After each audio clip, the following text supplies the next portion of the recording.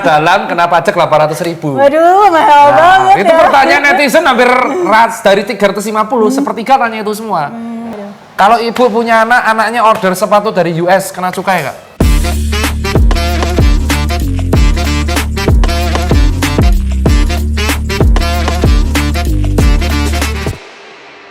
Yuk kawan-kawan, sekarang saya sudah bersama dengan Bu Muna. Nih kita akan kuis. Dari kan Bu Muna nih ahli. Ini sekarang kuis. Kuis pertanyaan dari netizen 5 dan dari saya 5. Jadi nanti kalau ternyata Bu Muna kesulitan, boleh memakai 3 alternatif bantuan. Siap. Call a friend, ya, ceritanya call a friend, meminta bantuan dari temennya. Kedua, substitusi, jadi ganti pemain yang menjawab adalah koleganya. Boleh. Ketiga, membaca. Oh, baca. Deg-degan kan? Pertanyaan langsung pertama ya. Pertanyaan pertama dari netizen, apa Aul?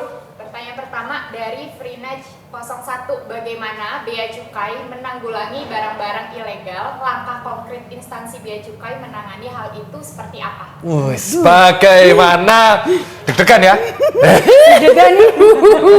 Nah, itu yang saya rasakan tiap saya menunggu pajaknya gimana. Oh, siap. Gimana Bu Muna tuh pertanyaan netizen? Ini pertanyaan netizen dari siapa tadi? Kak Kak? Dari Kak, apa itu sih? Freenage. Oh, Prina ya. Oke, untuk pertanyaan dari Kak Frina, bagaimana sih Bea Cukai menanggulangi untuk barang-barang ilegal? Betul. Yang seperti saya tadi sudah jelaskan, Dok. Ha. Pertama, Bea Cukai itu melindungi terkait barang-barang berbahaya atas masuknya barang-barang berbahaya dari luar negeri. Nah, di sini barang-barang ilegal itu kan banyak ya, Dok ya. Ha. Barang ilegal itu seperti apa? Tadi kan sudah dijelaskan nih sama saya, barang-barang ilegal itu seperti misalnya narkoba atau barang yang tidak mempunyai izin, Dok. Oke. Nah, seperti misalkan obat-obatan nih, dia boleh kirim dari luar negeri, tapi dia akan menjadi legal bila sudah memenuhi persyaratan. Kalau obat-obatan misalkan dipenuhi dulu nih izinnya dari kementerian terkait atau dari Balai POM. Nah, itu menjadi legal, jadi boleh keluar dari Bea Cukai. Tapi kalau misalkan si pengguna jasa atau customer belum bisa memenuhi atas izin lartasnya itu, maka Bea Cukai tidak bisa mengeluarkan, Dok. Dan akhirnya barangnya diapain kalau nggak keluar? Barangnya nanti akan menjadi barang dikuasai negara, Dok, yang nanti kemudian akan dimusnahkan. Wah, tepuk tangan dulu jangan orang. Bu Muna. Oke, pertanyaan kedua dari netizen. Aduh, nervous banget nih, Dok.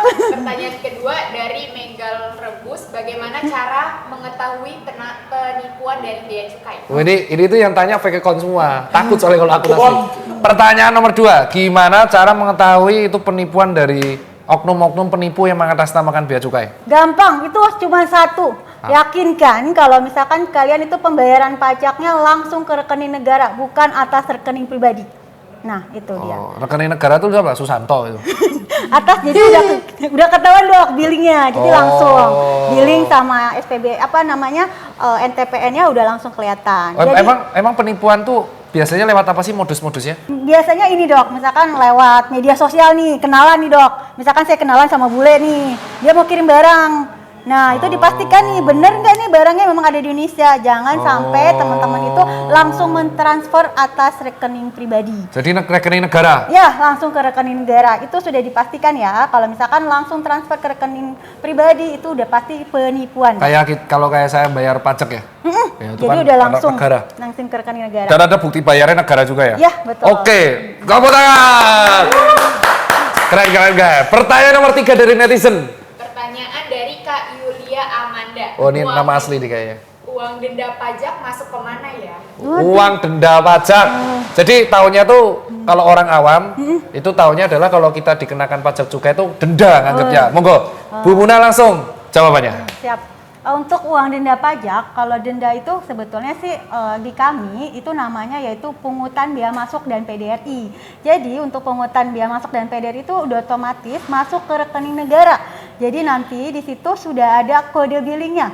Dipastikan kode billing itu sesuai ya. Misalkan dapat tagihan dari PT Pos Indonesia berbuka virtual account. Nah, di situ virtual account itu ada nominal nilainya. Nah, nominal nilainya itu nanti yang ditransfer, Dok. Jadi dipastikan itu benar dan sesuai. Nah itu nanti masuk langsung ke rekening bendahara negara, Dok. Ya berarti kayak pajak dong, ada e-filing sama e-billing. Ya betul sekali. Maklum, Seperti saya itu. ngurus pajak sendiri. Ya, Bos. dokter ini kan yang benar-benar taat Oh iya, pajak makanya ya. saya kesel kalau ada orang masukin sepatu ilegal. Nah, betul. Kesel, karena saya bayarnya tuh mahal pajak itu. Pajak toko tuh mahal loh, Bos. PPh final tuh 0,5% kerasa itu, Bro, kerasa. Bagus banget, jawaban dari Bu Buna. Tepuk tangan. Lolos 3 ya. Hah? Udah lolos 3. Ini kurang 2. Yuk, pertanyaan nomor 4 nih. Apa? Pertanyaan keempat dari Hafizudin. Bea cukai biasanya kaitannya terkait barang atau jasa yang impor atau ekspor bisa legal, biar legal. Kenapa rokok juga diminta pajak bea cukai, Dok? Susah banget ini. Rokok ya. Ini Biasa, Dok. biasa. Perokok itu kalau diedukasi itu susah. Iya, benar Saya ya. aja ngedukasi yang rokok, jawabannya mbah saya ngerokok masih hidup. Iya. Jawabannya gitu. Ya apa, sekarang tanya, nggak apa-apa. Saya nggak mau debat aja. Rokok itu ada 2, Dok, kategorinya. Jadi kalau misalkan rokok yang diproduksi di Indonesia sendiri itu memang dikenakan cukai.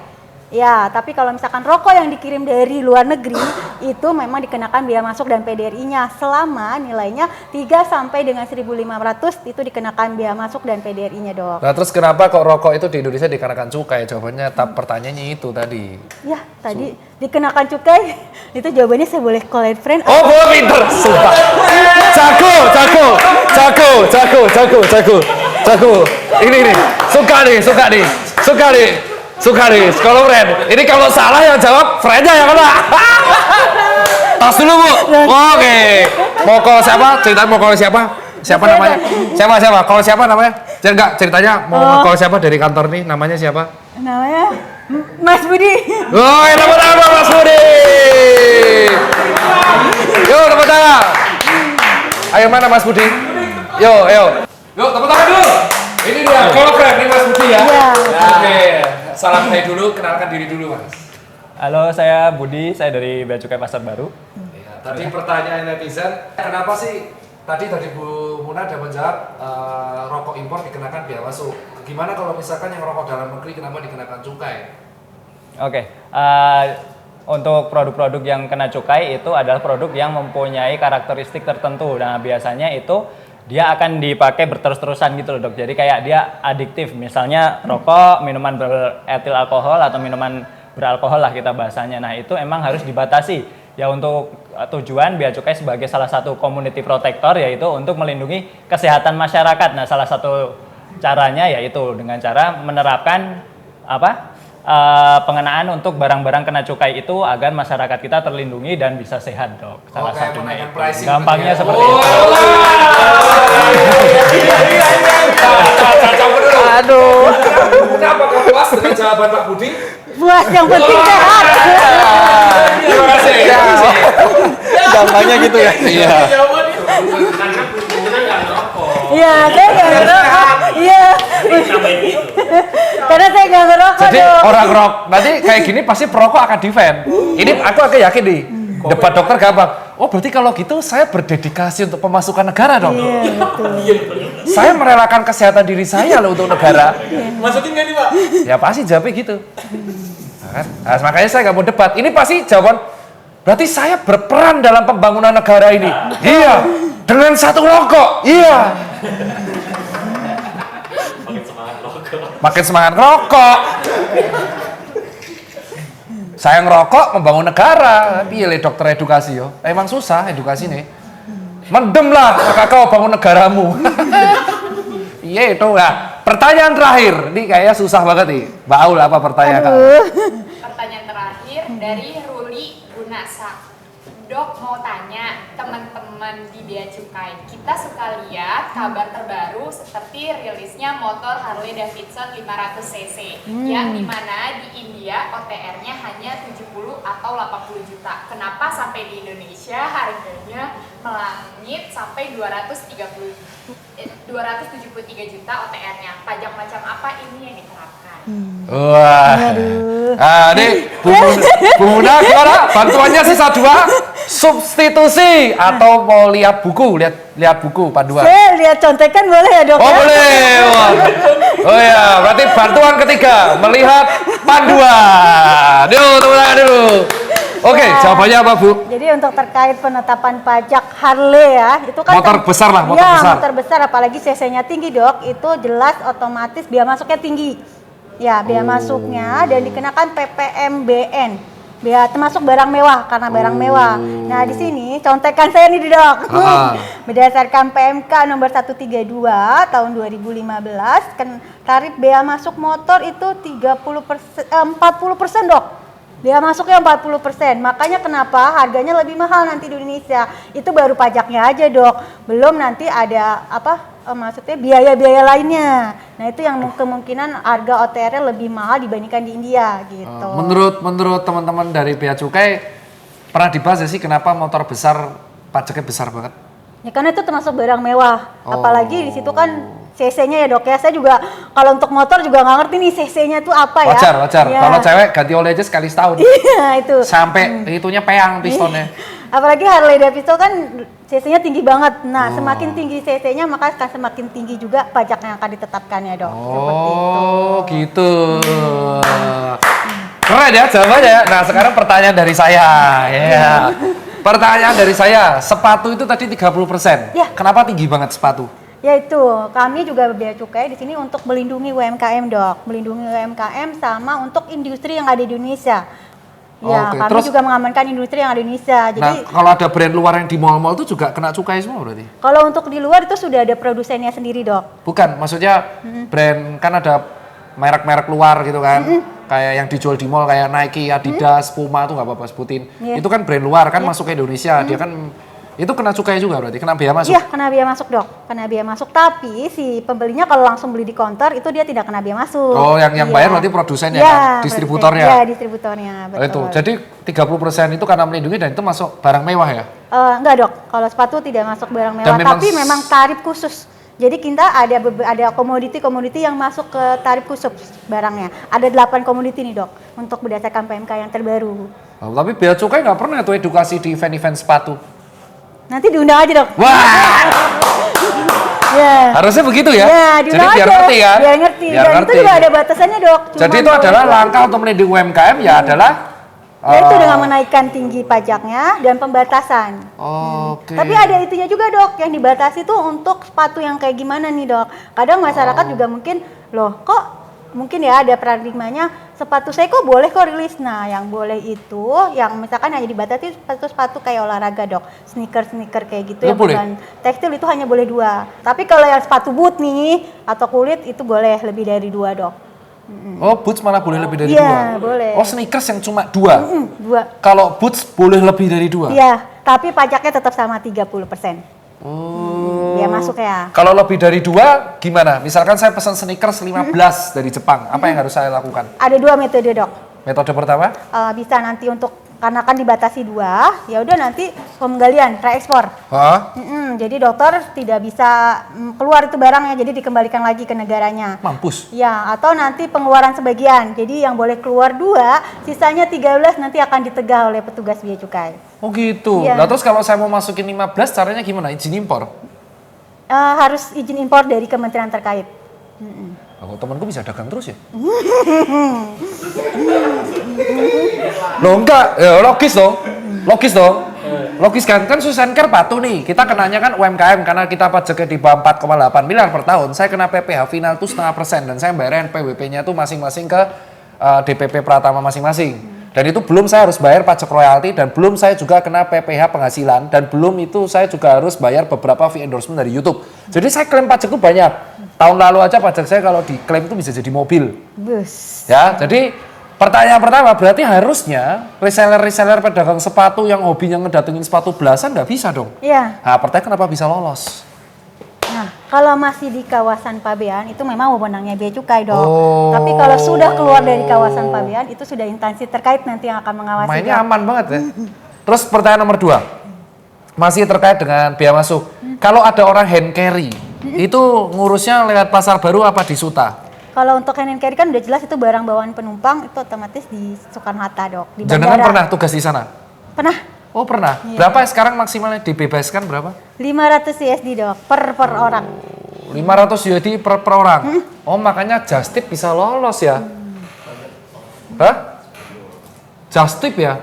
Ya dia nanti ke Jepang 10 orang rame-rame. Oh makanya kemarin teman saya open trip ke Jepang.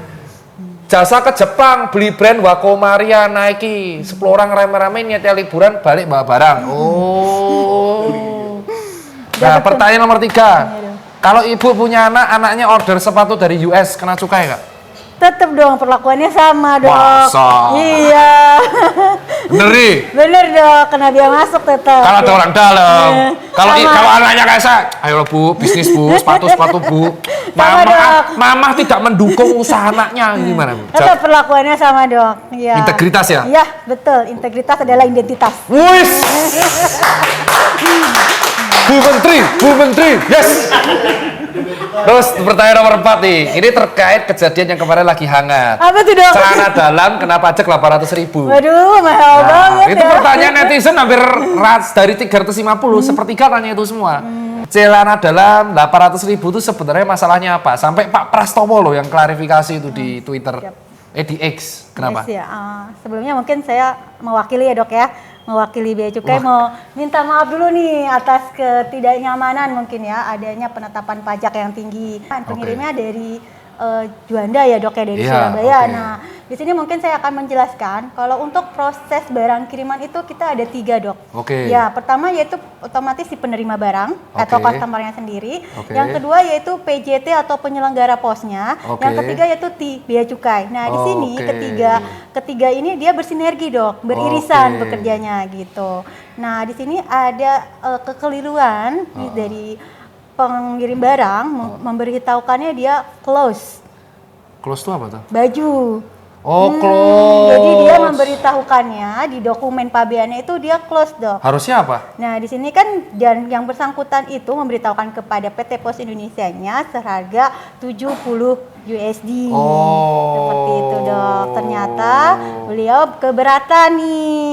Bea Cukai menetapkan berdasarkan dari si pemberitahuan itu PT Pos Indonesia karena yang menginput yang itunya. menginput PT Pos ya. Yang menginput dokumennya PT Pos Indonesia. Kebetulan dia masuk jalur hijau dok. Oh jalur hijau, Yang jadi tadi- bukan merah ya? Ya, jadi Oh, nggak iya, dilakukan mau jalur pemeriksaan. merah. Iya, jadi tidak dilakukan pemeriksaan fisik nih. Terus akhirnya yang Akhirnya- selanjutnya solusinya setelah itu? Ya, nanti yang bersangkutan bisa mengajukan keberatan atas penetapan pajaknya tersebut. Oh yang tadi prosesnya tadi apa 15 hari itu Ya, kalau untuk pembetulan dia 15 hari. Dan akhirnya pembetulan ya terjadi? Ya, keberatan dok, karena dia sudah membayarkan pajaknya. Yang bersangkutan sudah bayar pajak ya. Oh Gitu. keberatan jadi. Nah itu endingnya nanti bebas nggak tuh barangnya? Enggak dok, tetap kena biaya masuk sama PDRI-nya. Oh. Karena dia kan bernilai. Jadi yang bersangkutan mengklaim kalau barangnya dia itu Harganya senilai 200.000.